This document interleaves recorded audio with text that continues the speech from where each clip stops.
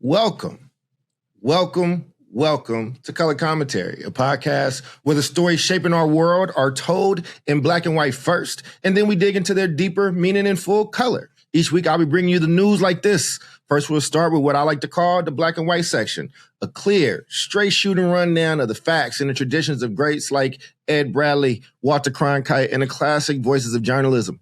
Then we'll shift into the color commentary section where I add my own personal opinions and insights. Sometimes it'll just be me. Sometimes we'll have guests, but let's figure out together exactly what this show can be with your feedback shaping that journey. Let's get into it. But before we do, this episode is going to be a little different. Listen, the world is heavy for a lot of people right now, present company included. You may be, whatever. And I talk about it a lot. I have other shows that I talk about. I do it in interviews. It's in my work. I live it. I'm there. And so, and that's cool. In this episode, I just wanted to talk about some things that I love, some things that bring me joy or some lighter hearted things. Well, lighter hearted to me, but some of the topics, like the topic we talk about Kanye, it's not light for them, but I love hip hop. And Kanye West means a lot to that, which is hip hop. I love movies and shows. Like there's just a lot of things that I like and I want to be able to talk about, like the way we talked about Spook Who Sat by the Door, because I read a lot of books. Those are the books that I love. So same format. We're going to have some fun today. There's going to be multiple topics. There's going to be multiple black and white moments, all right? I told you we're going to experiment. So, and do let me know how you like this style versus some of the other episodes. Nothing's going away. I just need to play a little bit more today, though. So there's that. With that being said, let's get into it.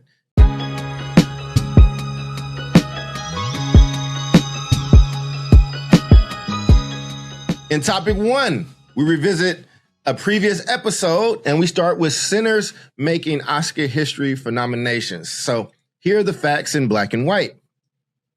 On Thursday, January 22nd, 2026, actors Danielle Brooks and Louis Pullman announced the nominees for the 98th Academy Awards. 98th, my God. 2 years will be the centennial. Ryan Coogler's Sinners received 16 Oscar nominations, setting a new all-time record for the most nominations for a single film. The previous record of 14 nominations was held by 3 films: All About Eve from 1950, Titanic from 1997, and La La Land from 2016. Fun fact, I've still never watched La La Land. Don't feel like I'm missing a lot. But Sinners was nominated in every category for which it was eligible, including Best Picture, Best Director, Best Actor for Michael B. Jordan, Best Supporting Actor for Delroy Lindo, hometown friend. Done work with Delroy. He loves working with black boys and kids. Showed me and my boy Mylan a ton of love for an event Mylan Drake was hosting. Fun fact, he is the godfather of Mylan Drake's son. I love Delroy Lindo, y'all. He should have got it for the Five Bloods. I'm sure you've heard me say that before, and you'll hear me say it again. Let me continue. Best Supporting Actress for Wunmi Mosaku, and Best Original Screenplay.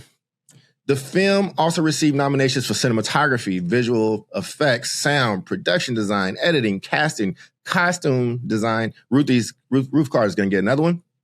She's going to be the all-time most winningest black woman in Oscar history. She is a legend as far as costume design is concerned. Original song, original score, and makeup and hair and styling. So Paul Thomas Anderson's One Battle After Another received the second most nominations with 13. Warner Brothers, which distributed both films, led all studios with 30 total nominations. And listen, I talked about One Battle After Another. I talked about Mari Supreme.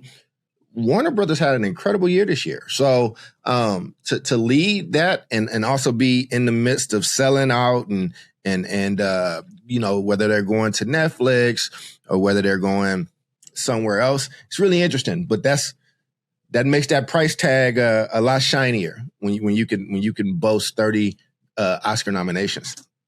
Sinners has grossed $368.3 million worldwide since its April 2025 release. And the 98th Academy Awards will take place on March 15, 2026 at the Dolby Theater in Los Angeles. Conan O'Brien will host for the second consecutive year.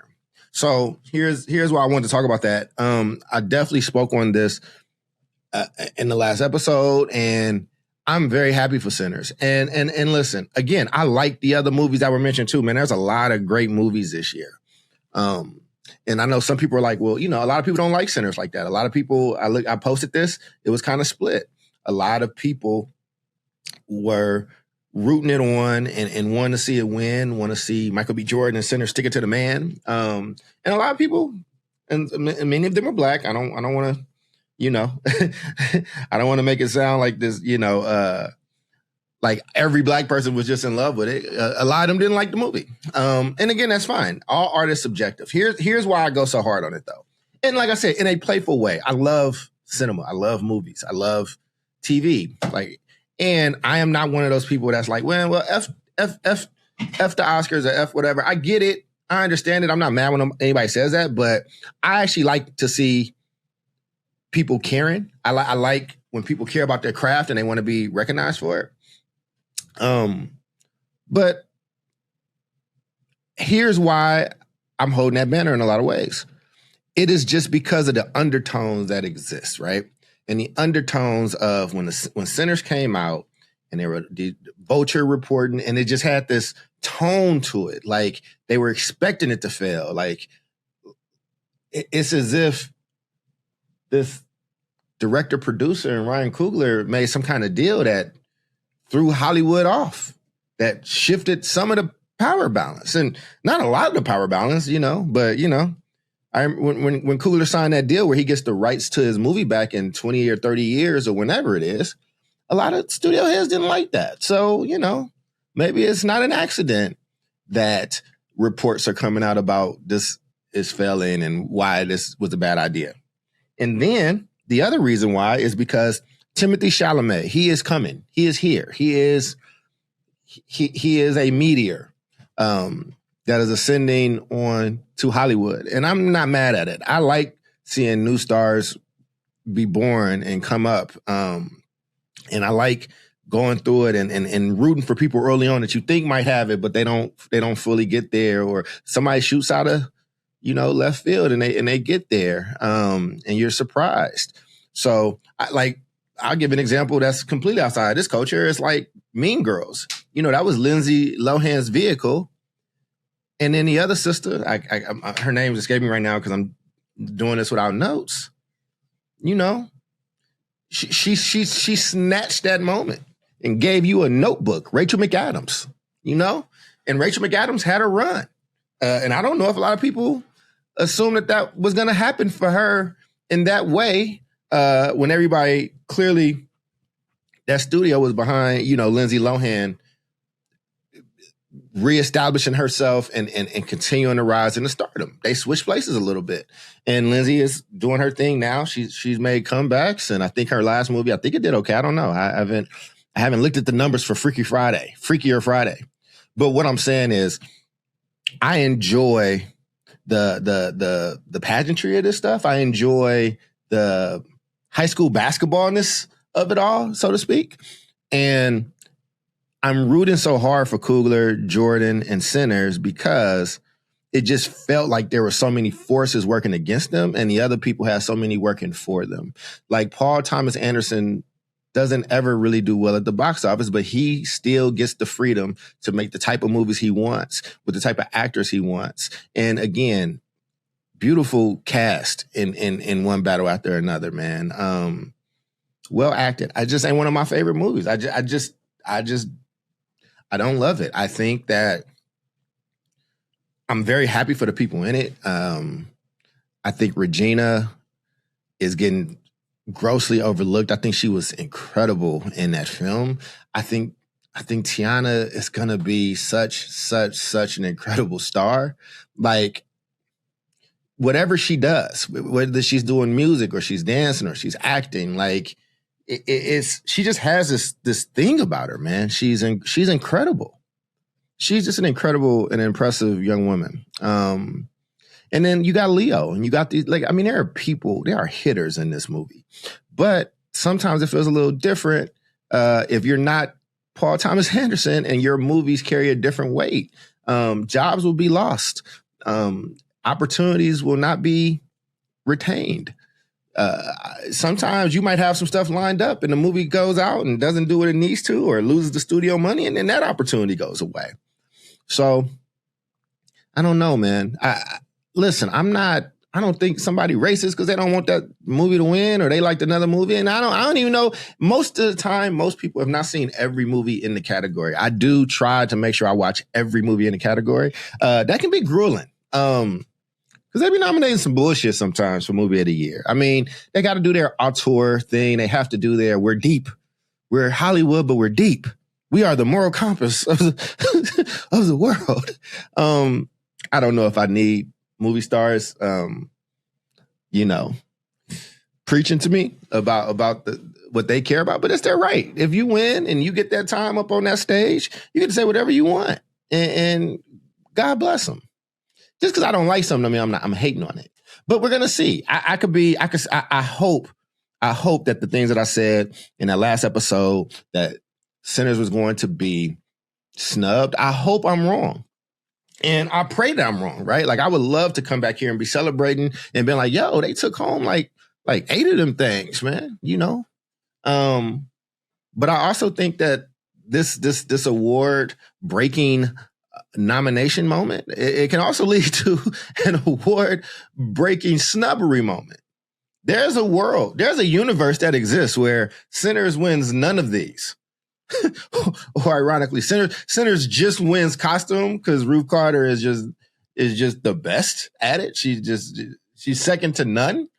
But we'll see, man. But I do love movies, and I want to know, if you're watching this, what are some movies that you love this year? And not for nothing, before I transition to the next topic,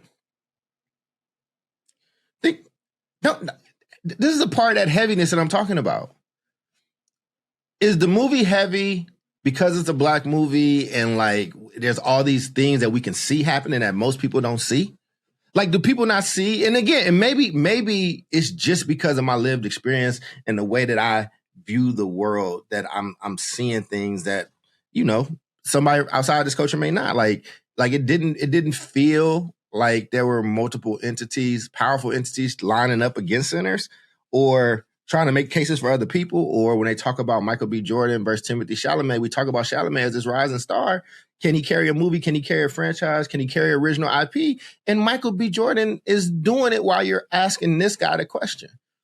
And again, I'm not trying to, ain't no beefs, right? Like I know that Timothy Chalamet and Michael B. Jordan are very cordial, if not friends. I have no idea. I don't know these people in real life. I don't know Michael B. Jordan. I don't know what that man does when he gets off his television. But I just know I've been watching him since he was a kid. I know we're around the same age. I might be a little older than him. I don't know. I don't know how old Michael B. Jordan is. But whatever happens at these awards, Sinners, congratulations on just creating just such a beautiful, moment in film, and it's gonna last. Coogler's movies always have these cultural thumps when they land. The only movie that I probably I understand it, but I didn't maybe not enjoy it because of the circumstances was Black Panther 2. This just wasn't an enjoyable watch. But I understood the heavy grief that you got there. I understood them wanting to honor their friend, and I think that they respected Coogler and that cast by allowing them to make that movie, because a lot of studio heads would have been like, nah, we got a story to tell. Comic books have to continue. We recast people all the time. And if Christopher Reeve can get recast, anybody can get recast. So but I think this adds to that heaviness. Sometimes you just want stuff to just exist, Like it don't have to be this whole large civil rights crusade that got to come behind it, man. But you know what? Sometimes, look, that's just the times we're in. This is the age in which I live in, where things have gotten a lot better for us as Black people and creatives, and there's still yet a long way to go. So I think it sucks. I think it's both beautiful and it sucks. Like, on the one hand, and I'm just trying to show some empathy for Coogler and this cast, or just other people. Like, on some level, it has to suck, right? Like, that everything you do is so much weight on you. Like, there's so much, not just for you, but like for your people. That's like a lot. maybe it's not that serious. Maybe it's not. Maybe it's because the media that I take in, because I love movies. I like listening to movie critics. I like when people are in discussion about movies. But there's a clear delineation between the Black people that's discussing centers and those that are not Black. And I don't hold nothing against those non-Black people at all. I also watched Nuremberg. That's also a part of this award season, and I'm not Jewish. And that movie, I got to just enjoy that movie, and I got to just learn from that movie. I didn't know a ton about the Nuremberg trials, aside from a few lines here or there. I didn't know a lot of those players outside of Hitler. I didn't know about the generals. I didn't know about this cat and mouse game. I didn't know about this high stakes. How do we kind of build the basis for like war crimes? That's what Nuremberg established, right? Like, oh, there's a power that you have to answer to if you do war inhumanely. Say that sentence again. That's a tough sentence to get out. Just logically, war humanely makes no sense. But I know that there's a contingent of people that movie carries a different weight for, that they feel like more people should see it. And if you're not seeing it, then you're not seeing them. We are just in such a parasocial relational time in history right now. It's never, ever, ever been like this. There's never been a social media where I am less than 2 seconds communicatively away from somebody in China. It's just never happened. So everything just feels so much heavier because you can just get all the information at once for everything. And that's not going to slow down. So I'm going to close on this. Good luck to everybody. Congratulations to everybody that got nominated. Good luck to Sinners. I get to be a fan on this. And people, if you just love movies, man, just go watch and love your movies. I don't know if you got to take up these fights. This is supposed to be fun stuff. This is supposed to be arguments over water coolers and at dinners and brunches and yeah, man. Anyway, Sinners, go do your thing. All right. Next topic. Back to black and white. Kanye West public apology. On Monday, January 26th, Ye, formerly known as Kanye West, published a full-page advertisement in the Wall Street Journal titled, "To Those I've Hurt." In the letter, Ye apologized for anti-Semitic comments and behavior over recent years. He wrote, "I'm not a Nazi or an anti-Semite. I love Jewish people." Ye attributed his behavior to an undiagnosed brain injury from a car accident 25 years ago and untreated bipolar type 1 disorder. He stated he lost touch with reality and experienced a 4-month-long manic episode of psychotic, paranoid, and impulsive behavior. The letter specifically apologized to both the Jewish community and the Black community. Ye wrote he was sorry to have let you down and called the Black community unquestionably the foundation of who I am. On Tuesday, January 27th, Ye spoke to Vanity Fair, stating that the apology was not a public relations move ahead of his new album, Bully, which releases Friday, January 30th. Supposedly, we'll see. He told the outlet that remorseful feelings were so heavy on my heart and weighing on my spirit. In response, the Anti-Defamation League said Ye's apology to the Jewish people was long overdue and doesn't automatically undo his long history of anti-Semitism. The organization added that the truest apology would be for him to not engage in anti-Semitic behavior in the future. This is not Ye's first apology. He previously apologized in December 2023 in an Instagram post written in Hebrew, and in 2018 for comments about slavery during an interview with Chicago radio station WGCI. That was the black and white section. Let's get into my color commentary. Color. Kanye West. Listen, I'm a huge hip-hop fan, like I said. I love Kanye West. I love his music. I remember when Kanye West came out and just his willingness to go against the grain of what hip-hop was and the thug personas and things like that and just be a vulnerable, everyday person, rapper that had a little bit of conscious thought or that he would speak to or maybe take from other people, as he said, but mixed in with, the first rapper with a Bentley and a backpack. He was somebody that made music that I could relate to. I'm not a gangster. I've never shot anybody. I've never sold dope. I've never killed anybody. I did like nice polos. I did want to do good in the world, but I'm not mad at a Louis Vuitton backpack. I'm somebody who, was poor on AC Transit in Oakland in the Bay Area and wanted that beautiful car. And just being able to marry those two worlds in an honest way. That's not just bravado. There's a lot of bravado in there. His form of bravado. He kind of helped create a new bravado and usher in this new era. But Kanye West means a lot to a lot of people. And to watch him spiral like this, I mean, listen, I try not to judge people because I don't want to be judged, man. I have my own struggles. We all got our struggles, both seen and unseen.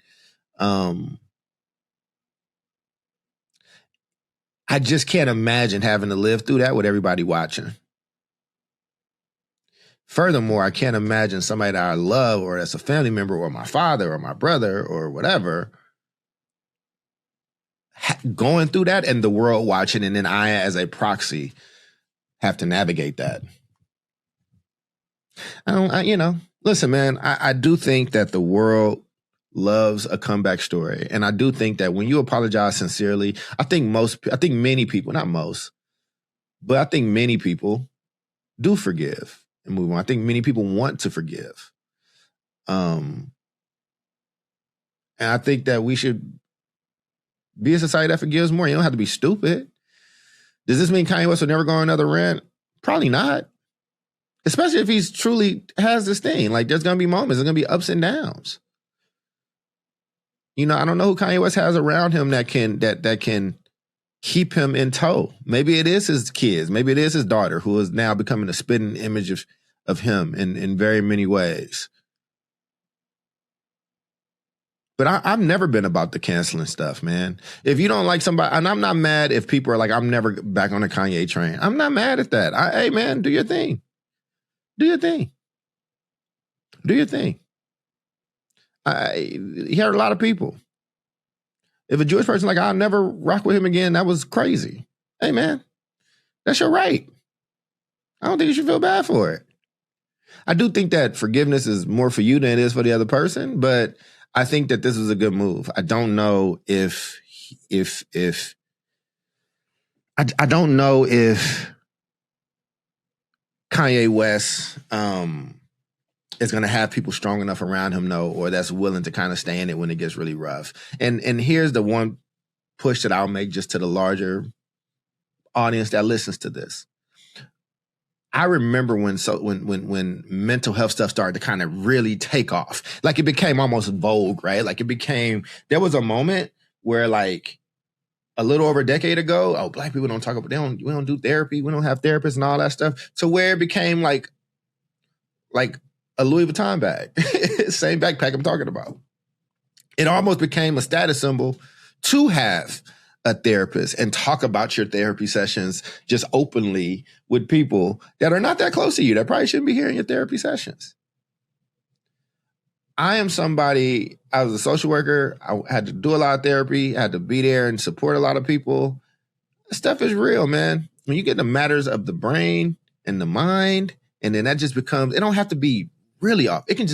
Something can just be a little out of whack. And people crack under it. I don't know what it feels like to be as talented as Kanye West, as egotistical as Kanye West, had to fight through the way that you had to fight through, knowing and believing in yourself to the degree that he did, to where you kind of have to be a little delusional, or else the same person would have stopped a long time ago, to then not just influencing and changing the sound of music, but then jumping into fashion and his first shoe with Nike. I mean, that was just a revelation. And then didn't get the deal he wanted, so eventually ends up at Adidas and changes the shoe game. Just changes it. Like, I got Yeezys around here. Like, and they're not going nowhere. I was not about to be burning my stuff. I don't live that type of life. And then just having all this impact, and then the stuff you do with good music and giving us, Big Sean and 2 Chainz, Pusha T. I mean, like really, like being the head of a label that could have been one of the best ever. I mean, go listen to Cruel Summer. Just go listen to it. It's so good. It's so good. There's so much talent there. And then, like, to have your brain, that powerful, beautiful brain that built all this for you, that made you who you are, that made you incredible, that made you exceed people's wildest dreams that they could never see, they could never fathom. To the point where you're walking around talking to people like, yo, I wrote this song and I said mayonnaise colored Benz, I pushed Miracle Whips and they didn't want me. And being such a dick that you put that conversation on the album of the people that did not want you. When Dame was like, I'm signing this dude to be a producer. When Hov was like, I'm not really interested in hearing you rap. Give me that soulful beat.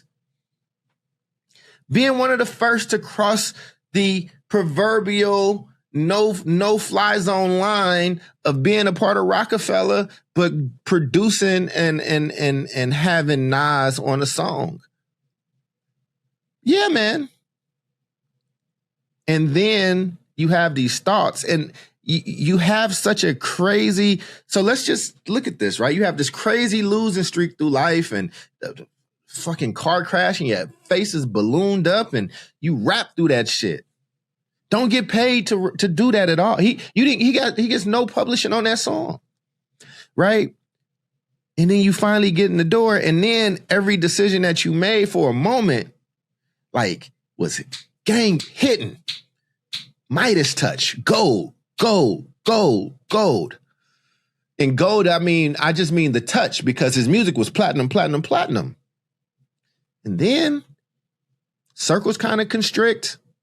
You get some success. Some people leave. Some people come up, become a shell of yourself. You lose your mom in a tragic accident where she's having a surgery that you was probably paying for. So you probably feel guilty about that. And then on top of that, you got these mental health issues. What safety net is there for you?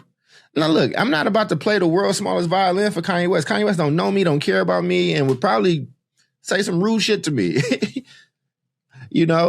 But all I'm saying is, isn't this what we teach kids when they're young? When you make a mistake, own it, apologize, and move forward. And he did it. I, for one, am interested to see what he does next. I will not be surprised if he relapses and goes back into this. I won't be surprised if he go even crazier. But what if he don't? What if it makes him better? I don't know. I wish the young man well. He has a family now. He has an ex-wife, current wife, but more so his kids.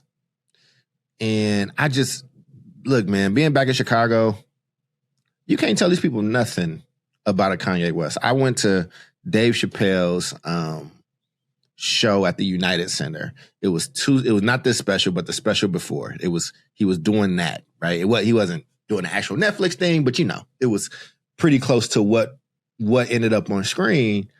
And at the end, the Kanye tribute, man, was so beautiful. And it was like all his friends from Chicago, many of which he don't even talk to no more. They don't talk to each other. That's how impactful Kanye West is. I know there's people on that stage that was like, I hate this motherfucker, but I love this motherfucker. And that's kind of hip-hop's relationship with Kanye West now.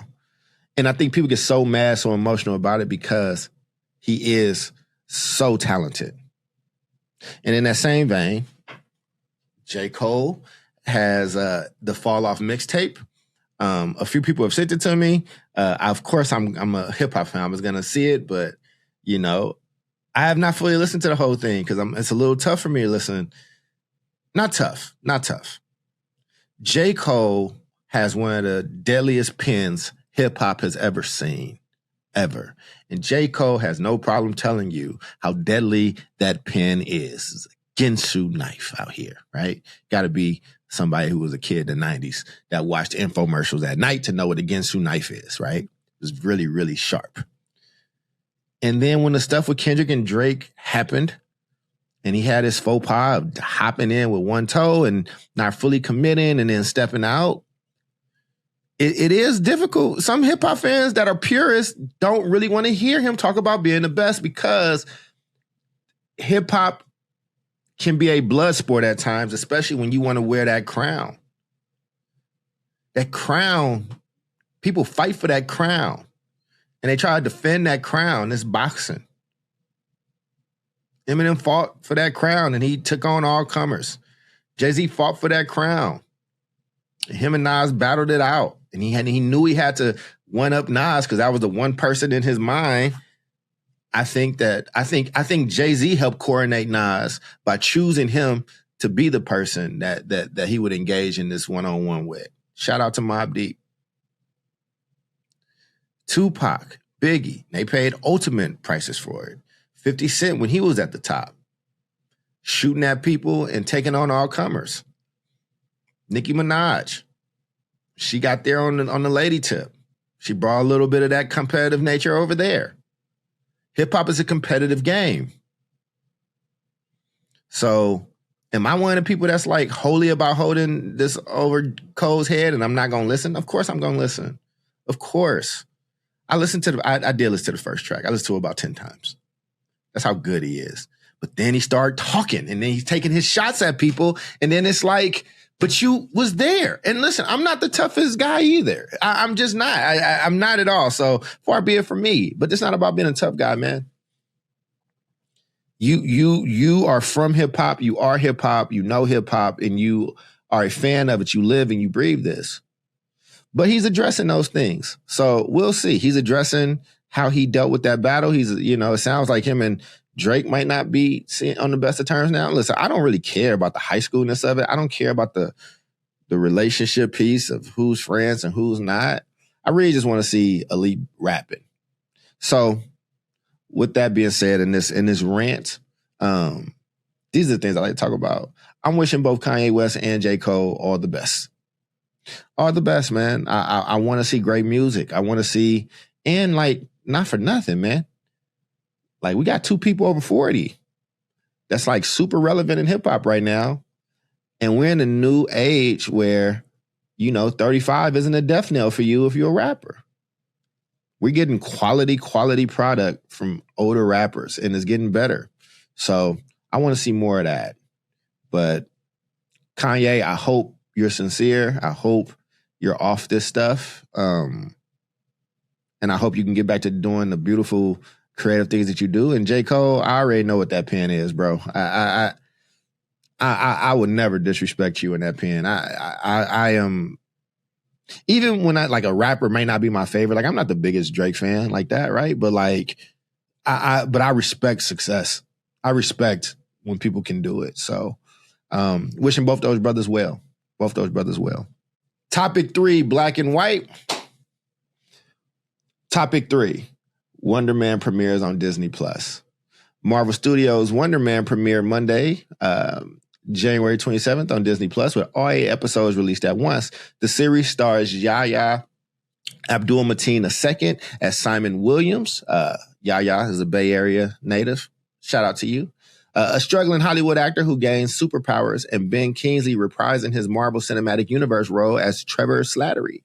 This show was created by Destin Daniel Cretton, director of Shang-Chi and The Legend of the Ten Rings, and Andrew Guest. On Rotten Tomatoes, Wonder Man holds a 90% critic score based on 68 reviews. The critics' consensus reads, Yahya Abdul-Mateen II is Wonder Man, turning in a slot performance alongside an equally wonderful Ben Kingsley in his low-stakes superhero fare that boasts high-hearted personal drama as its winning factor. On Metacritic, which uses a weighted average, the series received a 74 out of 100 based on 26 critics, indicating generally favorable reviews. Critics have praised the show's grounded storytelling approach and meta-commentary on Hollywood and superhero culture. Slash Film called it Marvel's love letter to struggling actors, while Time described it as the best Disney Plus Marvel show yet. The series is part of Phase 6 of the Marvel Cinematic Universe and was released under the Marvel Spotlight banner. The cast includes Demetrius Gross, Lauren Glazier, Mayo, Burek, Arian Moayed, Josh Gad, and others, right? That's that news. Now let's talk about it. Here's my color commentary. Listen, man. Listen, and you, damn it, you listen well, okay? I love Marvel. I love DC. I love comics. I wish, I was reading them in the living room, but I was gonna show you one of the ones I was reading right now. I just read. There's an Avengers versus Aliens that just came out because Disney has bought Fox and they get all its properties. It's great. It is so good. Like, that book is incredible, and if they make it a cartoon, they can do a lot of things with it. I'm going on this love letter to like Marvel and DC and comics and all this stuff because they mean a lot to a lot of people. But when Marvel came out with the show, with the movies, Marvel was so in their bag. And I think they had lost it in this last phase. They lost it over time after Endgame. But this show is giving me a little bit of hope. I'm not fully done with it. I'm halfway through. But let me tell you, even in that first half, why it made me hopeful. This was the secret sauce, in my opinion, with Marvel. Marvel was doing superhero movies, but they were doing genre films that has superheroes in it. Okay. So when you think about Ant-Man was a heist movie, but with, you know what I'm saying, like a superhero in it. When they did Thor is like Shakespearean. Like, it's dramatic. It's all these like Dutch cuts and stuff, right? It's very dramatic cinema, but with a man with a magic hammer.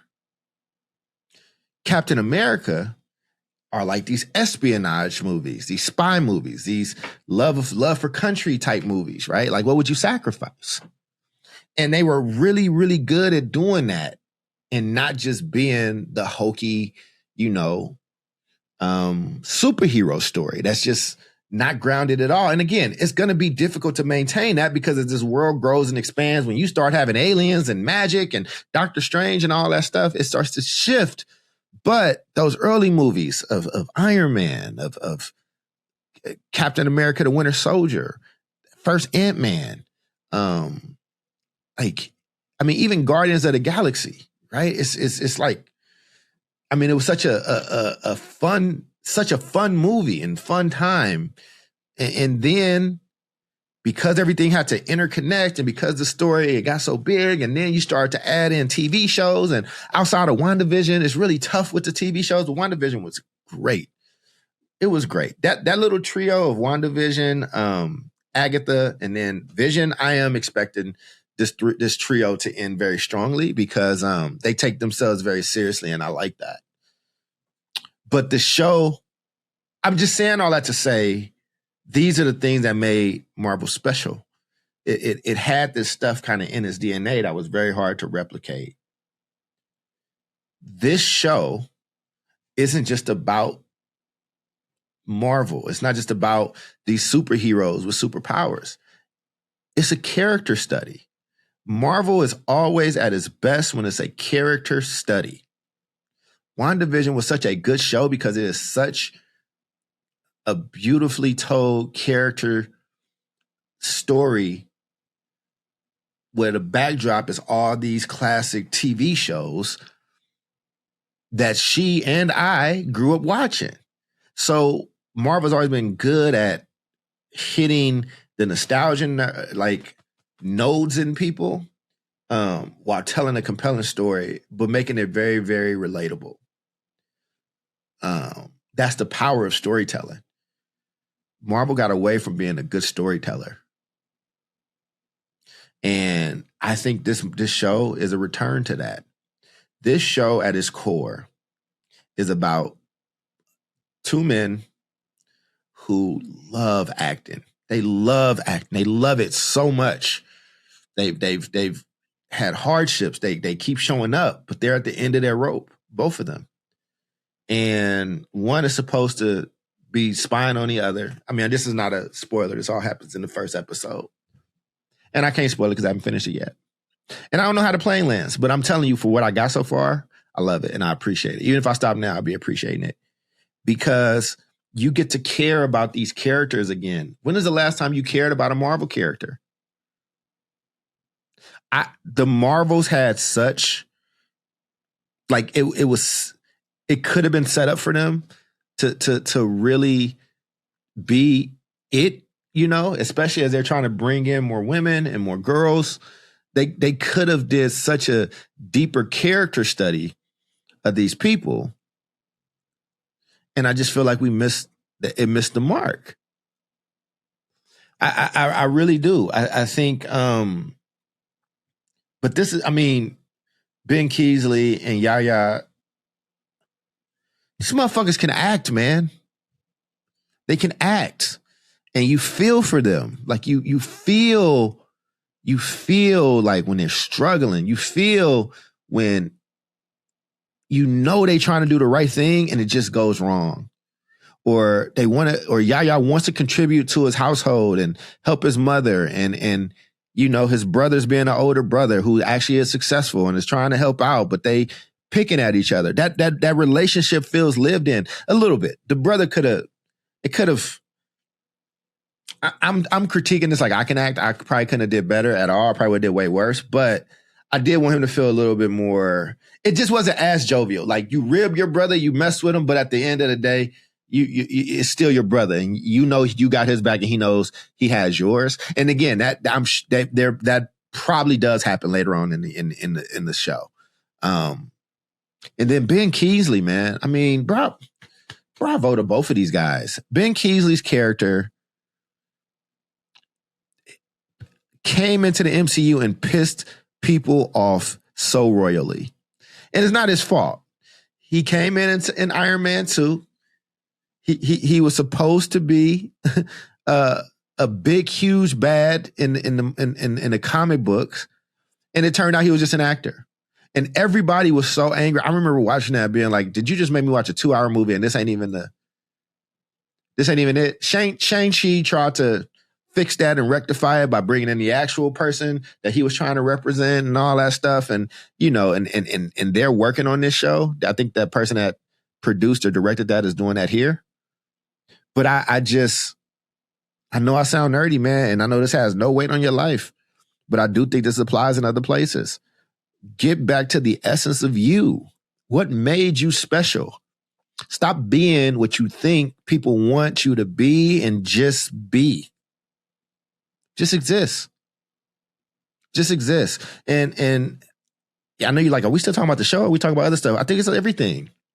I think with the stuff that's going on in Minneapolis, the stuff that's going on around this country, at the border, in other countries, the way that people are on edge with each other, the way things just feel like the water hasn't boiled over, but it's right there. It's like right there. And that water is about to spill out that pot. And it's because everybody's watching you constantly. How can everybody not be narcissistic when everything is fit in that way? How can somebody not think about themselves constantly when, like, oh, you get a score here, you get a score here, you get a score here. This is how well you doing on social media. Oh shit, likes mean people like me. No likes mean they don't. Wait a second, I just watched all these people get canceled. Damn, what if they knew I was thinking this or thinking that? Or damn, my favorite, and this is, I'm gonna just be honest with y'all, man, as we close out this episode and I'm wrapping it all together. Empathy is kicking my ass. I am at the point where I wish to be less empathetic. Let me explain. When I was a boy, growing up how I grew up with what I had and didn't have, and you know, my parents being what they were and being homeless and stuff like that, like, but there was no social media, and that was the only reality that I knew. So I lived in that reality. Like, I wasn't miserable. That's just the life that I had, and the people that I knew was living the same life. It wasn't anything really spectacular about it. And in that, I got to live, and that boy was so fearless. Like I got to California on a Greyhound from Kentucky with my family, with my father, my brother, and my sister. My mother was incarcerated, but she would meet us when she got out of jail. And it was like 6 or 7 days on a Greyhound. Hard, but I got to see the country. I saw the whole country. I remember seeing the lights in Nevada. I don't even know if it could have been Vegas, could have been Reno, whatever. I don't know. But I just remember seeing those lights as like a little kid and just, or seeing all the different places we drove through and just was like, yo, this world is so big. This country is so big. It's so much bigger than me. And then living in those shelters and like getting my clothes out the bin, like that's where I got a lot of my clothes from. Clothes that kids didn't want. And I just remember, but I remember it feeding me. I just remember knowing and saying like, yo, man, I done been through this. Ain't nothing gonna stop me. And like anything past X is house money. And like Marvel, somewhere along the line, I forgot that, right? Oh shit, he went to all these elementaries, to all these schools. Okay, well, he should be behind. Oh shit, he's not behind. He's actually ahead. Okay, we're just gonna put him in special ed because he has this little stutter and he has this accent that we can understand here in Oakland, California. So he needs to go special ed. Oh, it's read out loud day. Oh, Charles, go ahead. You can read. You stand up and read. I'm one of the best readers. Then they go, oh shit, he's one of the best readers in the class. He should be in the GATE program. That's how lucky. That's how I was tracked into a positive part. I was about to be, right at the moment, I was about to be negatively tracked in special ed. An administrator heard me out loud read, saw that I was good, and was like, he needs to be in the GATE program. And I've been in special and gifted programs since, which led to me going to college.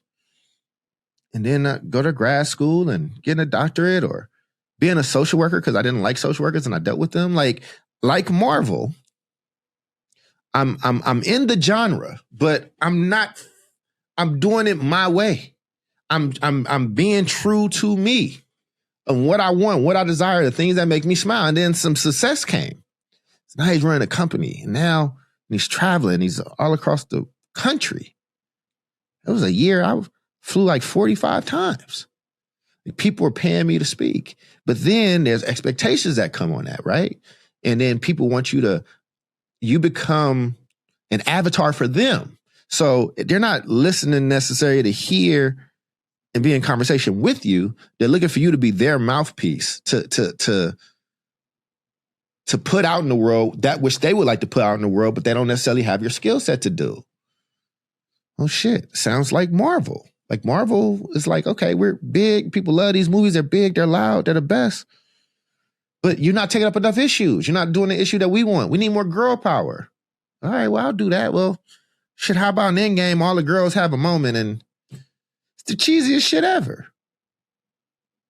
Or you could have just been Marvel and been yourself and developed the Marvels and developed Captain and developed Black Widow. And those stories would have came out. I don't fault them because I understand what comes with it. I'm saying this because I understand it personally. I'm saying this because every story we talked about kind of follows the same train of thought. We talked about Kanye West following himself. The things that were inflicted on him were not his fault when he was younger, but he came through that. He had this resolve in his work, and then he became the man, and then everybody put so much stuff on him, and he still wanted to be successful, more loved. And you crack under that pressure sometimes. Yeah. Marvel cracked under that pressure. And they get this stuff out and they're chasing that bag and they're chasing that dream. And it's hard to be an artist once commerce becomes king. Commerce is needed. I like commerce.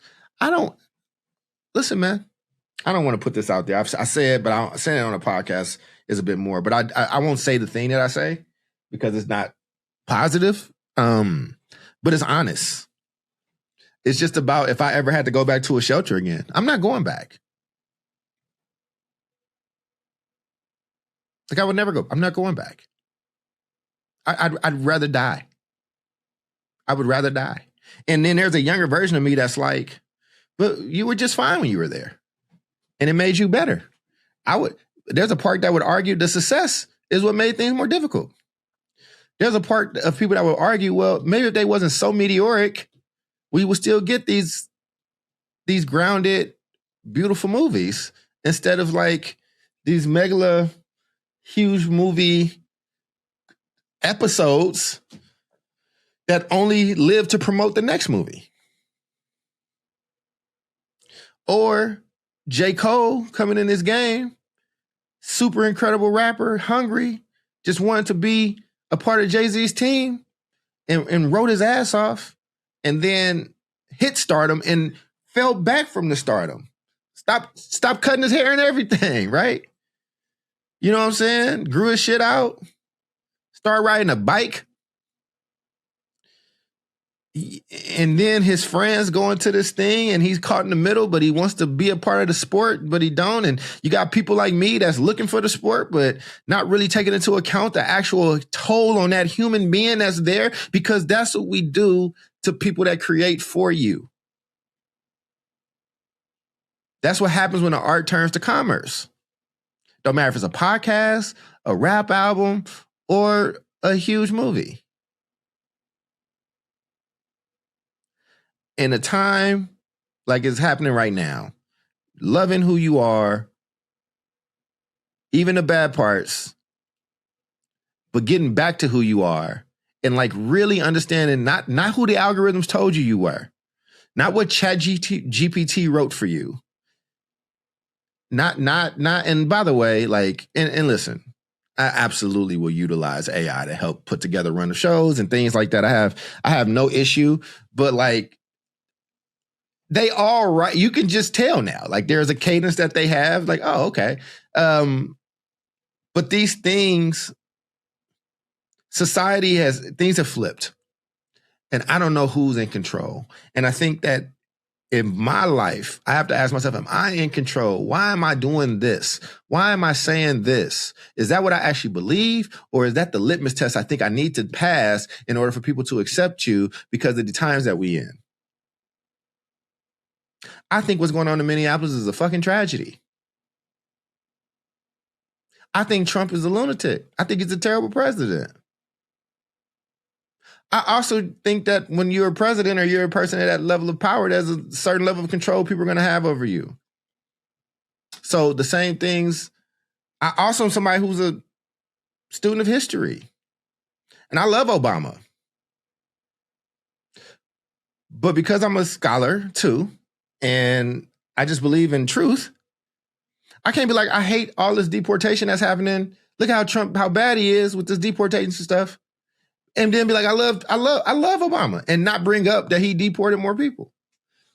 But I don't know. I don't know if being right is the thing right now. Cause I still love Obama. I still like Obama. I think he's Obama. And I think he was president.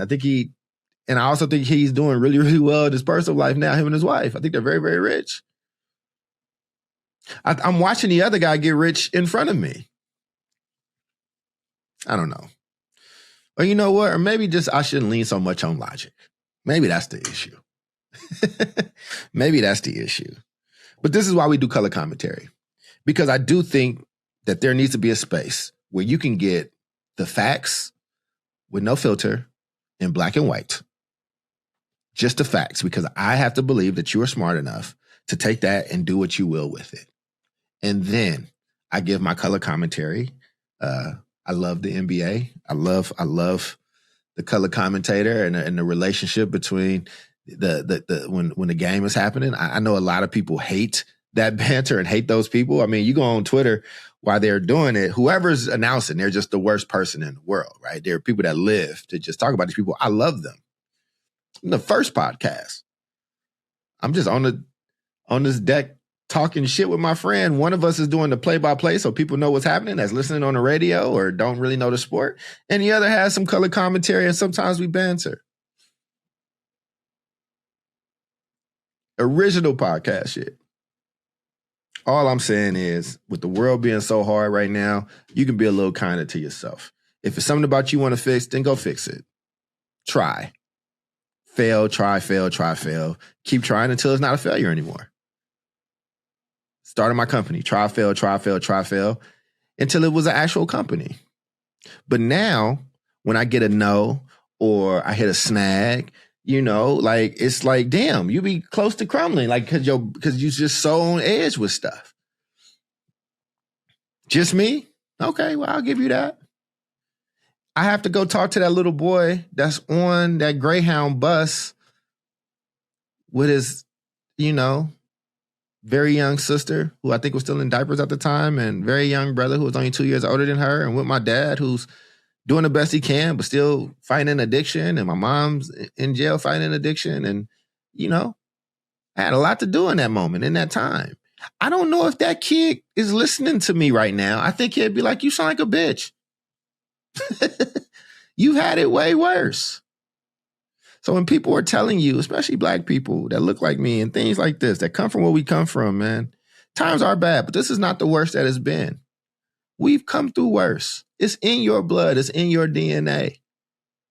And people will be lost during these times, and it sucks. And I hope it's not me, and I hope it's not somebody I care about, but I've lost a lot of people that I do care about already. You still do what's right. You still fight for the thing that's right. And then you let yourself rest, and then you try again. It's all you can do. And sometimes you take your very serious show where you cover all these serious things and break it down for the people, and you do some fun shit that you enjoy, because you can be happy too. You listening.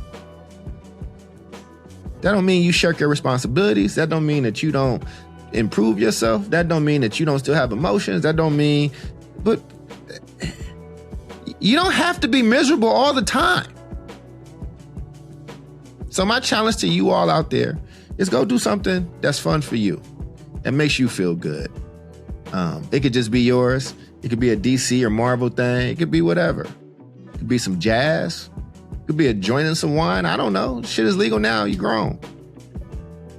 But whatever you do, man, just know everybody ain't looking at you. And if the ones that are, tell them to take that picture. It'll last longer so you can get back to living your life. Anyway, thank you for listening to Color Commentary. We love to hear from you. So drop us an email at colorcommentarypod@gmail.com. And if you like what you hear, please subscribe to the show, leave us a 5-star rating, share it on social media, and join us every Thursday for more Color Commentary with Dr. Cole.